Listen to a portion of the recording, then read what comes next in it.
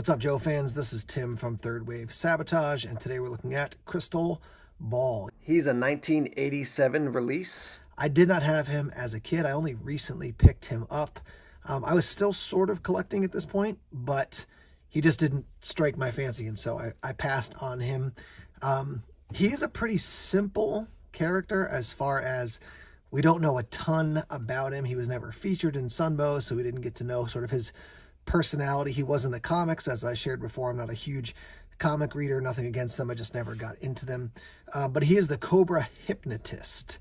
And I think the concept is actually pretty cool when you think about it, how they might actually use him in battle. Now, he does have some vibes of kind of an evil scientist or something like that. Interestingly enough, as we'll talk about his clothing, his gear in a second, he does have some sort of Native American vibes from his vest there on the front, I think, as well. A couple things to mention about him. So again, Cobra hypnotist, he has this hypno shield, which has a lenticular sticker on it.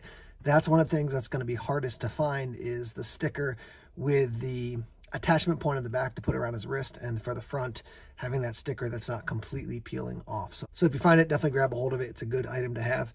If you guys ever collected baseball cards when you were younger, Sport Flicks were another type of baseball card that had that lenticular feature. So when you move your eye and you move the card in front of you, it looks like the baseball player is swinging or running.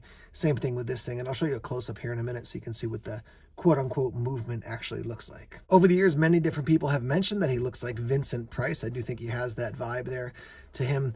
One thing that's really interesting about him is when you very much pay attention to his eyes, the tiniest dot on the eyes on the figure are red, which you will see also in the file card when we look at that.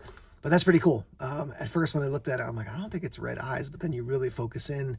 My eyes are not as good as they used to be. But when you focus in, you're like, yeah, they are actually red, which is kind of cool.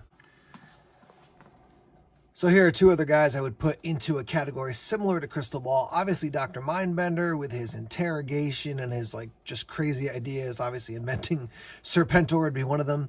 And then Zartan, even though he's not like an evil scientist per se, if you read his file card, it talks about this, different personalities. You've got the idea of him sort of being almost absorbed into the background with his camouflage. It's got that whole supernatural or beyond natural vibe, I think, going on. So I sort of put all these guys into a category where they offer something definitely different to your than your average Cobra soldier, who offers maybe insight and military direction like a Major Blood, or is like a really good fighter. But these guys operate at a kind of a different level.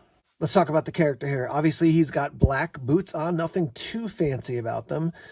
Nothing I would really, note. I would say probably the one thing is that they're not very militaristic looking, which does make sense. This guy's not out on the front lines, with an M60 shooting at people. So pretty basic boots. Moving up to his pants, you can see that they are kind of a grayish with a little bit of tinge of maybe brown in it.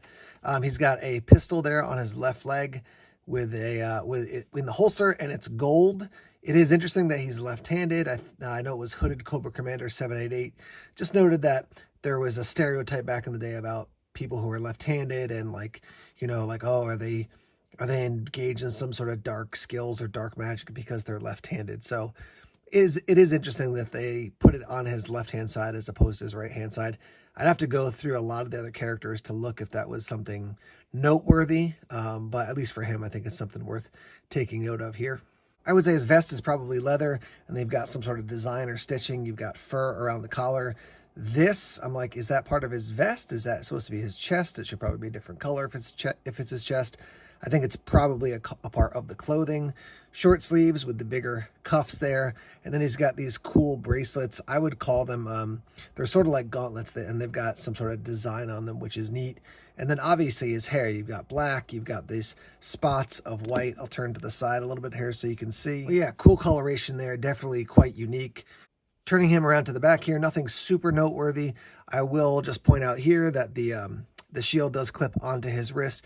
You can also put it sort of on his hand, but I do think it fits better on the wrist like that. Let's take a look at his file card here. So codename Crystal Ball, he's the Cobra hypnotist. It says born of a Romalian father who supposedly had second sight. So there you get some of that sort of beyond the natural abilities. And an American mother from Bangor, Maine, which is interesting because I don't live too far from Bangor, Maine, down here in New Hampshire. Crystal Ball actually was the seventh son of a seventh son, and such men, the gypsies of old believed, were possessed of supernatural powers. You might want to dig into the biblical story of the seven sons of Sceva if you want to dig into that a little bit more to learn about some of the concepts behind the seventh son.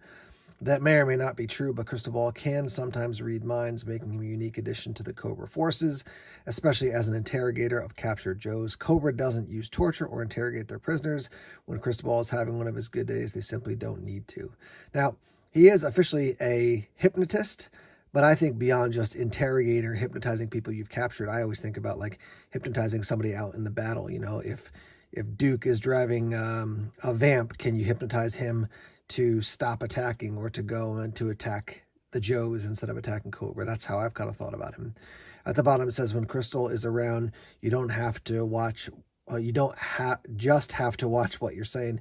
You have to watch what you're thinking. I often like to talk about the G.I. Joe classified versions of these guys. So I'll roll in some photos here of the Crystal Ball. That was recently released. It's not in anybody's hands yet, from what I know at the time of this video, which is May 2025. But a lot of people are excited about him. He has a bunch of accessories that sort of make it look like he's hypnotized you and put you in a dream state, and now you're getting freaked out by all these, you know, weird masks that he has on and different kind of glowing accessories. And then he does come with a pistol, I believe, as well, which I like because, you know, if he's out there in battle, he's not just going to hypnotize people. He's going to actually, at some points, probably need to use a weapon. So I think that's a cool addition to the character. For me, overall, I see this guy as kind of a higher level Cobra operative. He's not just out in the battlefield. While he does go out there, I put him at sort of a major blood level. So he's out in the field engaging in the actual battles, but in my headcanon, he's also offering insight and direction and willing to be like, hey, if you guys want to carry out X, Y, and Z as a mission, let me help you out by doing the following things as your hypnotist when I'm on the mission. So there he is, Crystal Ball, the Cobra hypnotist. Got some other videos for you to check out here. Thanks for watching this one. And if you got thoughts and comments, leave them in the comment section. Thanks for being part of the Third Wave Sabotage community.